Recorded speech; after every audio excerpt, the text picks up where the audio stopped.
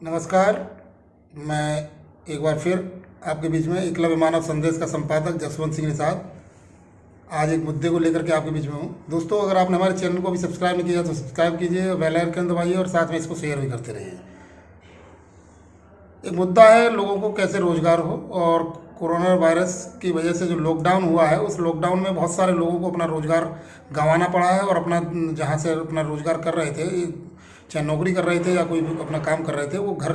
लौट रहे हैं वहाँ से छोड़ करके। बहुत सारी आर्थिक परिस्थितियाँ उनकी खराब हुई हैं और उस परिस्थिति से वो घबरा करके आज लौट रहे हैं और अभी तक वो लोग अभी नहीं पहुँच पाए। बहुत सारे लोगों की आर्थिक स्थिति खराब हुई है, बहुत सारे लोग इसमें जान भी गंवाई है। आप देख रहे हैं कि बहुत सारे लोगों को पैदल चलना पड़ा है परिस्थितियों की वजह से। और ऐसी परिस्थितियों में सरकार ने अभी जैसे एक योजना बनाई है कि हम 20 लाख करोड़ रुपया का एक आर्थिक पैकेज घोषित करके लोगों को उनकी स्थिति सुधारेंगे, देश को मजबूत करेंगे। और लोकल से वोकल तक के लिए एक नारा दिया है। तो दोस्तों, हम चाहते हैं कि लोकल से वोकल का नारा अगर सरकार देना चाहती है तो सरकार के पास एक योजना है बहुत बड़ी, जिस पे सरकारों ने अभी तक ढंग से काम नहीं किया। वो है कोऑपरेटिव, सहकारिता। सहकारिता के अंतर्गत 9 विभाग हैं जिनमें रोजगार दिए जा सकते हैं। मछली विभाग का जैसे मत्स्य विभाग है, दुग्ध है, कृषि विभाग है, सामाजिक वानिकी विभाग है। ऐसे बहुत सारे विभाग हैं जिनके अंतर्गत अगर सरकार चाहे तो उन्हीं में 100% उन केवल सहकारिता के ही लोगों को रोजगार दे। बाकी उन विभागों के द्वारा जो काम चलाए जाएं, जो सहकारिता के अंतर्गत जो काम हो, उनमें मल्टीनेशनल कंपनी हो या बड़े बड़े पूंजीवाद वाले पति हों, उनको सबको एंट्री बंद होनी चाहिए, जिससे कि कुटीर उद्योग, लघु उद्योग जो भी ये लोग सहकारिता के अंतर्गत चालू किए जा सकते हैं, उसी से देश का कल्याण हो सकता है। क्योंकि आज अगर भारत की बात करते हैं तो भारत में जो अभी लॉकडाउन का सबसे कम असर देखा गया, जरूर आज 10वां दुनिया का देश बना है, 125 करोड़ की आबादी वाला देश, लेकिन अगर ग्रामीण अर्थव्यवस्था इस देश की मजबूत ना होती और त्याग की भावना यहाँ के देश के लोगों के अंदर ना होती, एक दूसरे की हेल्प करने की भावना इस देश के अंदर ना होती, तो सरकार और पूंजीवाद के सहारे इस देश में मौत कोरोना से ज़्यादा भूख से अभी तक हो चुकी होती। तो इसलिए अगर इसको बचाना है, ग्रामीण अर्थव्यवस्था को मजबूत करने के लिए कदम उठाने होंगे और उसमें सहकारिता आंदोलन को मजबूत करने होंगे। तो सरकार से हमारा एक अनुरोध है कि आपने जैसे अभी बसों उसके लिए, ट्रेन के लिए कहा कि अगर आप अपना ऑनलाइन रजिस्ट्रेशन कराइए और हम आपको पहुंचाएंगे गंतव्य तक, लेकिन अभी तक सरकार इसको पूरा नहीं कर पा रही है और लोगों में बेचैनी है और उनके मेंटली स्थिति खराब है, क्योंकि वो परेशान है और वो चाहते हैं कि अब हम यहाँ ना रह करके चाहे दोबारा लौट करके आएँ, लेकिन अभी हमें अपने घर जाना है। तो उस कंडीशन में वो सारी योजनाएं सरकार की ध्वस्त रही हैं, उनमें लोग परेशान रहे और उनमें लोगों की जेब कटी है, बहुत सारे लोगों से पैसा उल्टा सीधा वसूला गया है। तो अगर सरकार चाहती है कि अगर ये रोजगार की योजना लेके आई है, उस रोजगार योजना में कामयाबी दिलाने के लिए और हर आदमी के हाथ में काम पहुंचे, हर आदमी के हाथ में पूरा पैसा पहुंचे, उसमें दलालों से अगर उसको छुटकारा मिले, तो उसके लिए सरकार को एक साधन है सरकार के पास। हर गांव, हर मोहल्ला में, हर में अब स्कूल खुल चुके हैं, स्कूल बने हुए हैं। उन्हीं विद्यालयों में रजिस्ट्रेशन के लिए, क्योंकि अगर ये इतने पढ़े लिखे होते तो ये वहाँ क्यों मजदूर बन के गए होते। आप रेहड़ी वालों के लिए योजना लाए हो और दूसरे के लिए योजना लाए हो, तो आप श्रम विभाग का अगर में पंजीकरण कराना है तो वहाँ एक आदमी भेजिए ग्राम सभा में, स्कूल में, वहाँ पे वो पंजीकरण करेगा। आपको रोजगार का पंजीकरण कराना है तो वहीं गांव में भेजिए। अगर आप नहीं भेज सकते तो स्कूल के विद्यालय के टीचरों से व्यवस्था कराइए कि वो ऑनलाइन फॉर्म भराने के लिए उनको आगे लाइए। अगर आप ऐसा नहीं करेंगे तो देश में जो आपकी योजना है वो फ्लॉप हो जाएगी और लोगों को और ज़्यादा समस्याएं, क्योंकि गरीबी तो हो ही गई है, बहुत सारे लोगों की बहुत परेशानी आई गई है, वो समस्या और बढ़ जाएगी, ऐसा मुझे अनुमान है और ऐसा होने वाला भी है। अगर आप, क्योंकि अभी जो फार्म भरे जाते हैं ऑनलाइन, एक फार्म के 150 रुपये वहाँ बैठा हुआ वो जो ऑनलाइन वाला है वो लेता है 100 रुपये, अगर वो ले लेता है और उसके बाद अगर किसी अनुदान या किसी तरह की योजना का फार्म आता है तो उस पर और ज़्यादा वो ठगता है कि मैं तुम्हारा करा दूंगा, मेरी जान पहचान है। तो इसलिए अगर इनसे बचना है, सरकार को चाहती है कि लोगों को रोजगार देना है, तो सरकार वो अपनी योजनाओं की क्रियान्वयन के लिए ऑनलाइन रजिस्ट्रेशन के लिए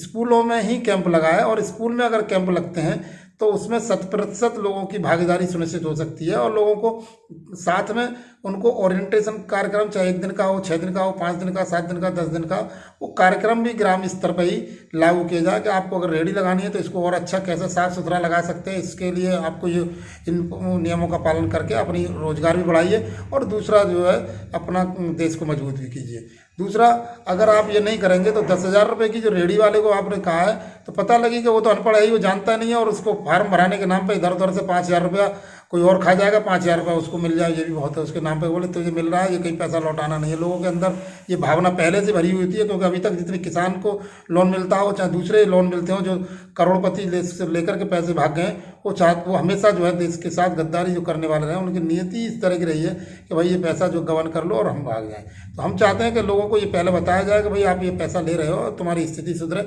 और हर आदमी को रोजगार मिले, इस पर काम होना चाहिए। और इसके हम हिमायती भी है, लेकिन लोगों को पैसा पूरा मिले, उनका रजिस्ट्रेशन सही सलामत हो, उसके लिए सरकार को ग्रामीण स्तर पर बने विद्यालय या मोहल्ला स्तर पर बने विद्यालयों में ही पंजीकरण केंद्र स्थापित करके, और ये तब काम अगर कराएंगे तो इससे भला होगा, वरना इनकी योजनाओं से कोई लाभ होने वाला नहीं है। जैसे आज की तारीख में मजदूरों को अभी तक वो अपने घरों तक नहीं पहुंचा पाए, और इतनी स्थिति खराब है कि क्वारंटाइन सेंटर बनाए गए तो वहाँ खाना नहीं मिल रहा, खाना मिल रहा है तो उनको ढंग से खाना, साफ सुथरा खाना नहीं मिल रहा, या उनके सांप निकल जाते हैं, कहीं उनकी रोटियाँ जो है चाहिए 4 रोटी तो 2 ही मिल पाती हैं। तो इस तरह की स्थिति से वो लोग निराश होते हैं, मच्छरों की स्थिति होती है, कहीं कुछ और होता है। तो अगर अव्यवस्था में आप रखेंगे तो लोगों को, आज हम देख रहे थे टीवी पे आ रहा था कि सब लोग जो है रेलगाड़ी को बीच में ही रोक रोक के उसकी जंजीर खींच करके भाग रहे हैं कि क्वारंटाइन में बंद कर देंगे। उन्हें डर लगता है कि क्वारंटाइन सेंटर में हमको, क्योंकि व्यवस्था होगी नहीं और हम लोग वहाँ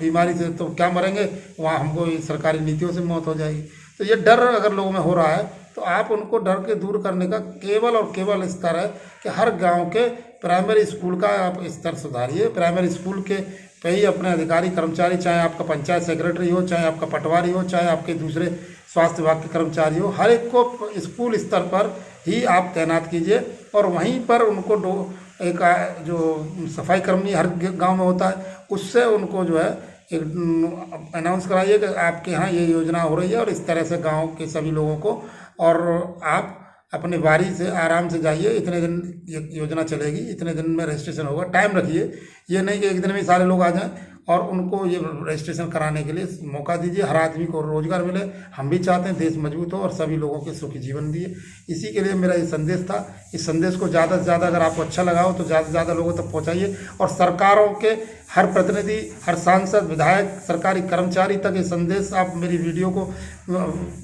इसी रूप में मेरे चैनल के माध्यम से इसको डाउनलोड मत कीजिए, जैसी है वैसे ही इसको शेयर कीजिए, जिससे कि उन्हें पता लगे कि भाई मजदूरों का, कल को कोई ये तो कहेगा कि भाई मजदूरों के बारे में सही नीति नहीं थी सरकार की, बाद में सब दोष देते रहते हैं, या किसी ने बताया नहीं था। इस तरह का अगर होता तो ज़्यादा अच्छा होता। हमने कहा भी है, आज भी हमने देखा है कि सरकार कह रही है कि हम दुग्ध में या दूसरे कामों में कोऑपरेटिव का साथ लेंगे। तो हम चाहते हैं मछली पालन हो, चाहे दुग्ध विकास का कार्यक्रम हो, चाहे दूसरे और कार्यक्रम हो, आप